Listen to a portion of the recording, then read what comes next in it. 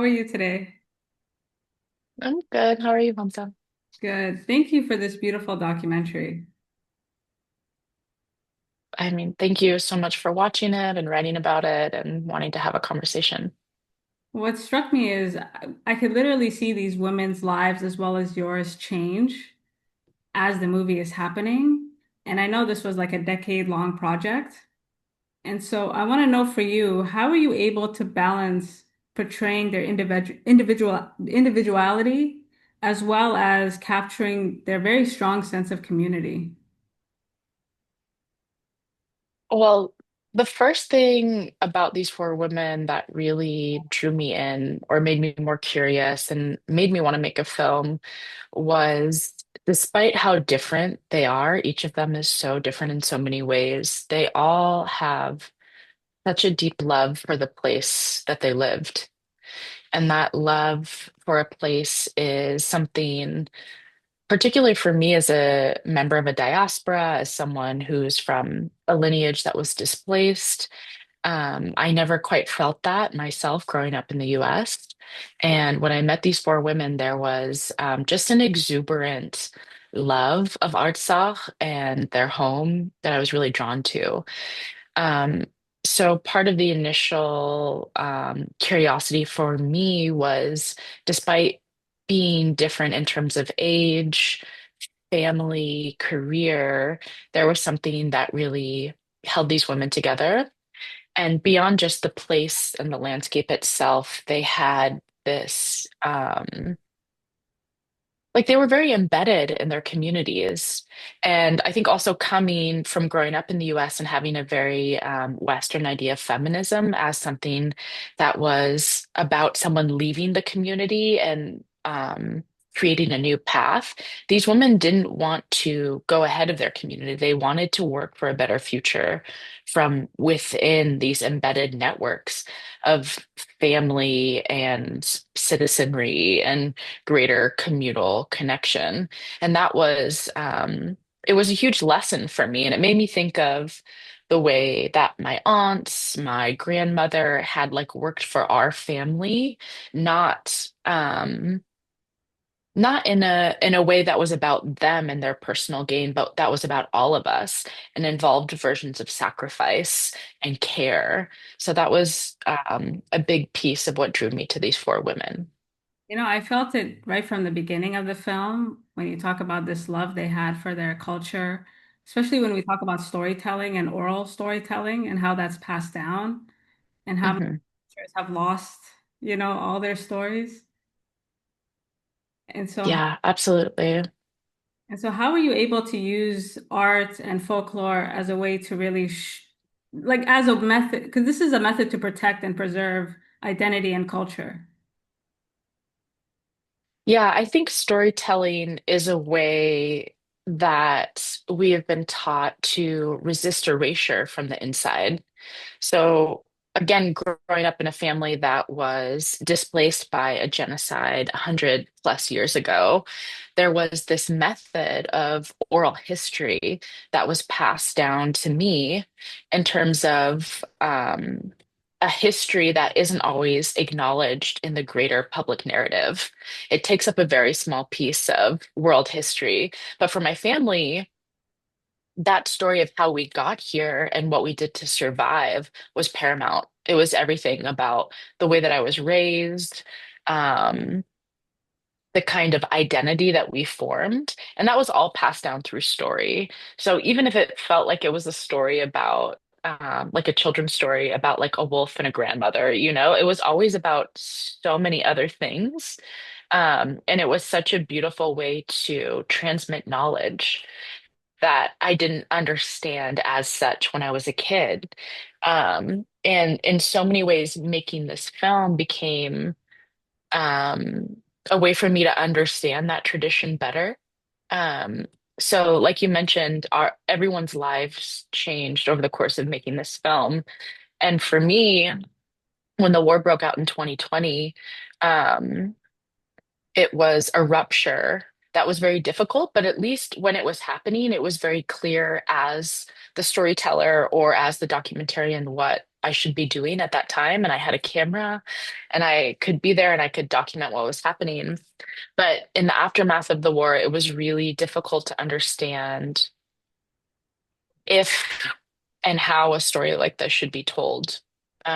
One that is about tragedy and violence, and frankly, one that I didn't set out to tell and didn't want to tell. Um, and it took a long time and a lot of inner reflection to understand that what other people in my family had done for me, the way that they had transmitted knowledge and told these stories to me were a way to prepare me for the world, and that I could kind of step into the shoes of that storyteller.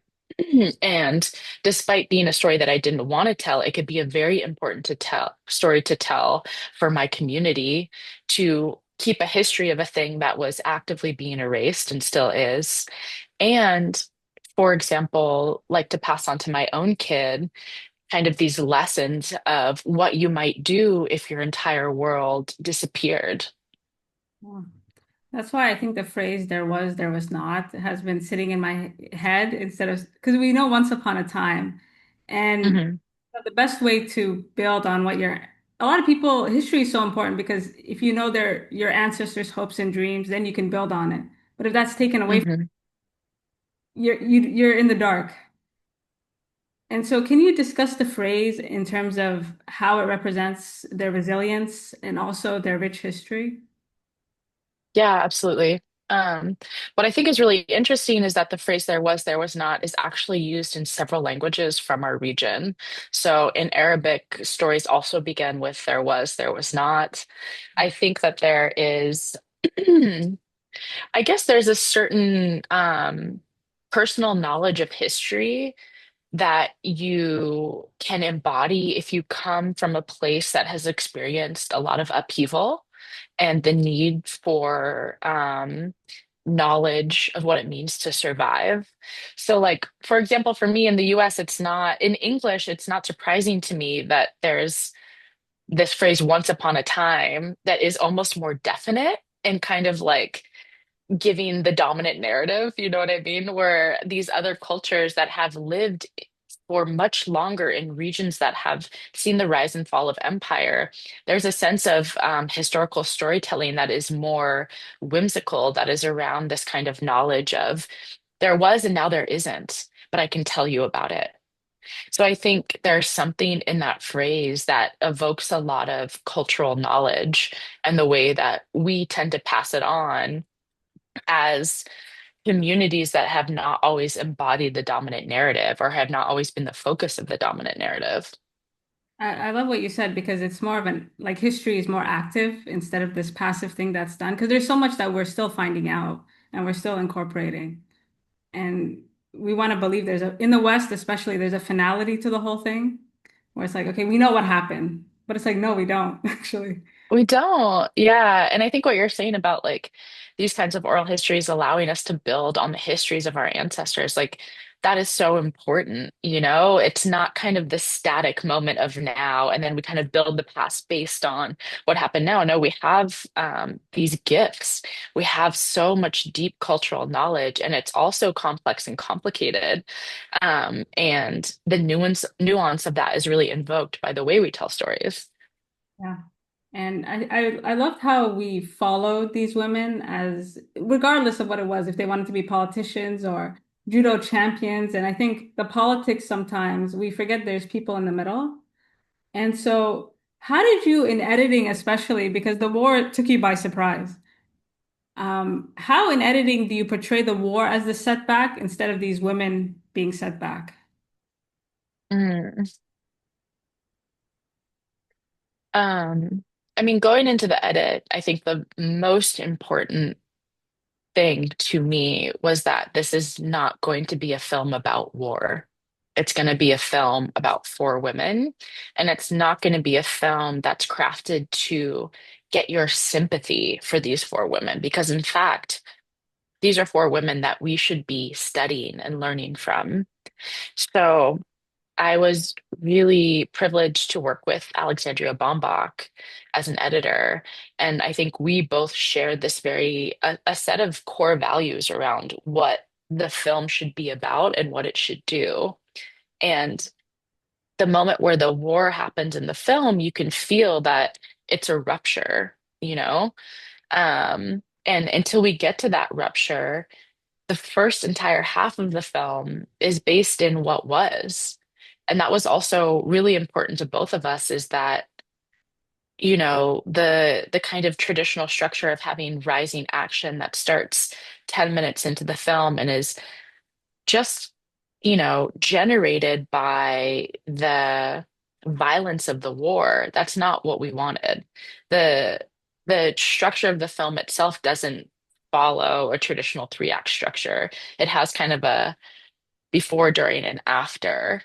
And getting to spend that extended period of time in the first 40-ish, 45 minutes of the film and live with these women in this place and with their dreams and kind of understand what their struggles, obstacles were was incredibly important because the life that was lived in this place was inherently special because of the connection that these women felt to their home, not because a conflict happened, it was of its own accord a really incredible and joyful life. And so, um, Alexandria just was always so cognizant of that need to be with these four women. And, um, they had a sticky note on their laptop during the editing of the film that said, "Is it honest?" And that was also really a guiding thread for us because the honest truth of how this all unfolded is that the war was unexpected and it's not what the film was about from the beginning. So when you get to the center of the film, there's kind of this rupture. It's like we literally leave the verite observational form and we kind of sit in a timeless space with these four women and we feel how much like me as the storyteller and these four women don't want to go on to tell what happened next because they want to stay in the past. So I think that was really important in the edit of the film is to kind of get past the traditional three-act structure, to be honest with the way things happened and the way all of us felt in those moments and to not have the entire plot revolve around war and conflict. One scene that really struck me and broke my heart, I think her name is Sosa. Is that the correct Yeah, so same. say? And she's looking around and she's like, I don't want to photograph anything. I just want to remember. Yeah, I think about my parents, like when they were also displaced, but the country they left is not the same country they came back to. And that's what I was thinking about. yeah, It's like it exists, but the form that it will exist in is not the same as, this place that they were in. And so yeah, and you have this uncertainty of the future. Like, I don't know what's going to happen next.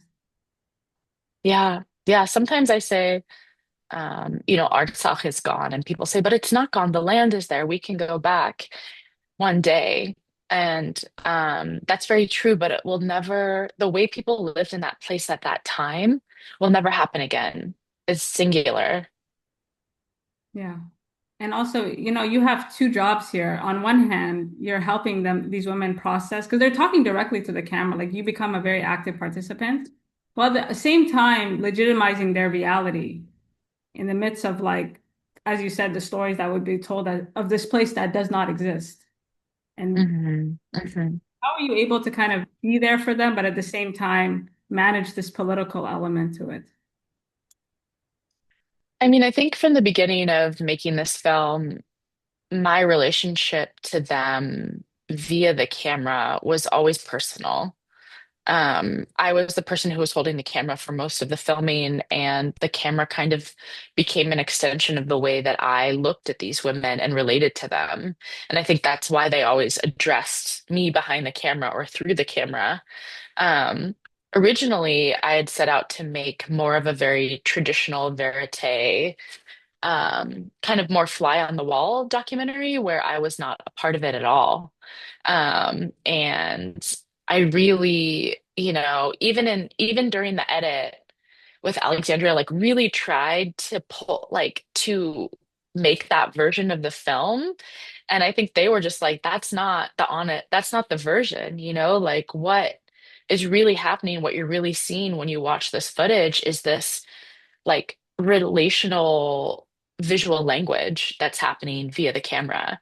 Um, and so in terms of actually being the person holding the camera and filming, and walking that line between framing shots, but also being a human who was present in the space, it took on many different iterations. I think at first I was resisting my own presence. And then I leaned into it as also being like the lone cinematographer who was filming most things. And then when the war started, um, it became different. My presence was the camera became more of a weapon. Like Sose would always say, "That's our weapon." She would go to the front line and use real weapons, and then she would come back and be like, "That's your weapon." And so there was a sense of a very acute sense of witnessing and the importance of presence for me personally that became even more evident during the war. And then in the aftermath of the war, it wasn't yet like an elegy for this place because we didn't understand how far it would go. But it did start to feel like the archive and the documentation of this place that we were creating were even more important because we had already lost land. There was already places that were inaccessible to us. And then in the aftermath of all of this, the idea of an archive has become so crucial to me. I become kind of obsessed with this concept of what does it mean to build an archive, to especially from a place where you can't return to. What does it mean to have all of these images from a place? And how do we want to document and remember? Because the archive becomes an extension of our memory. It informs our memory and it helps us remember. Yeah, I love what you said about how you are fighting yourself in a way, because the school of thought is you should be objective and anything outside of that is activism. But Hmm. they're real people and things are not black and white. And the key word is Yeah. to be honest about your experience, not how other people will take as bias or unbiased. And I felt it was honest. Yeah, I think also, like the other thing that happened is during the war, there was all these journalists who came and they were objective, right? But what they were doing, like they would come for 2, 3 days and then they would tell the objective story to the world.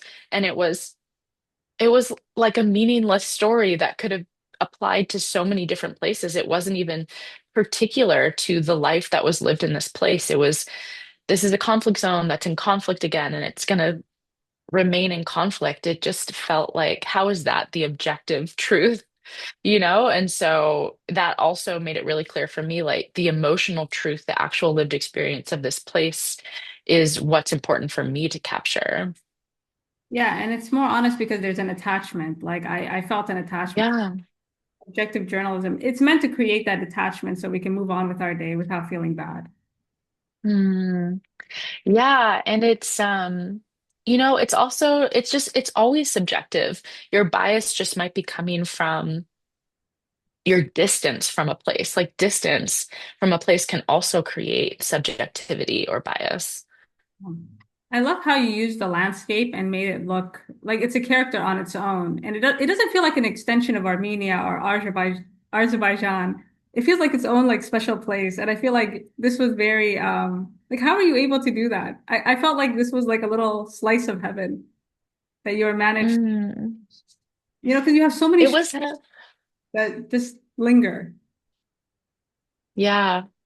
I mean, it was heavenly. It's a very particular landscape in that it's incredibly mountainous and green and like not as densely populated. And I think the life that people lived in that place was really reflective of kind of a more unmediated connection to the scenery and the landscape.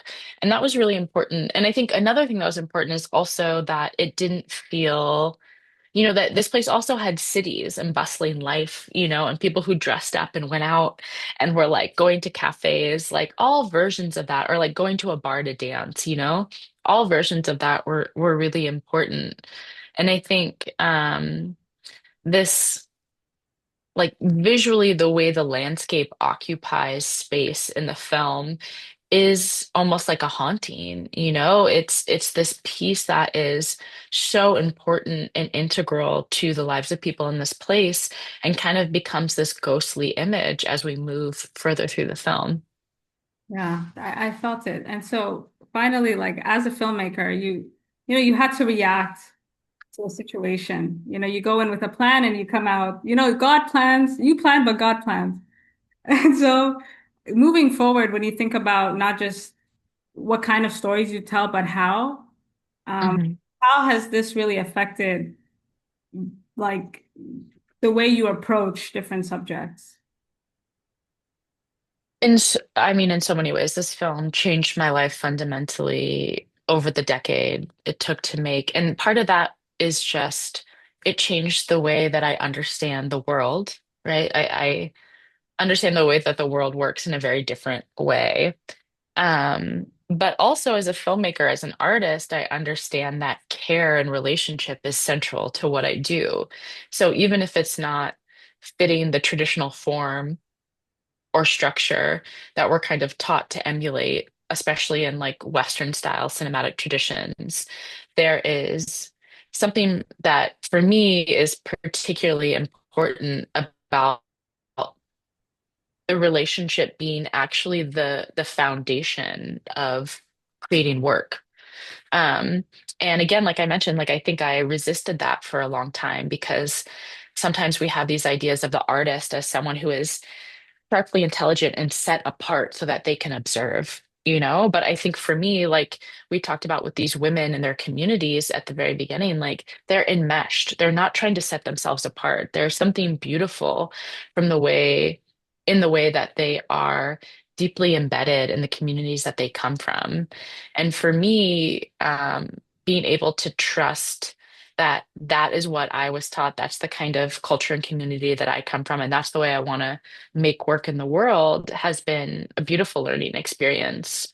Um, I've been like teaching film for the last few years, and I think the thing that it's such a weird thing to teach film, because it's so particular to every person, especially nonfiction film. Um, but the thing that always comes out as the most critical foundational piece of anyone's work is their intuition and their curiosity and where they allow that to lead them. And so being able to make a film like this that in so many ways like went wrong and didn't follow a lot of the traditional norms, it taught me who I am as an artist. Yeah, I thought what you said about Sosa. Sorry, So say, mm-hmm, said about, the camera is your weapon. You watch these yeah, women go from civilians to soldiers, and as a filmmaker, you're not an objective participant. You're also you're not a civilian anymore either. And so what you said, yeah, I thought that was beautifully said. thank you. Thank you, Emily, so much.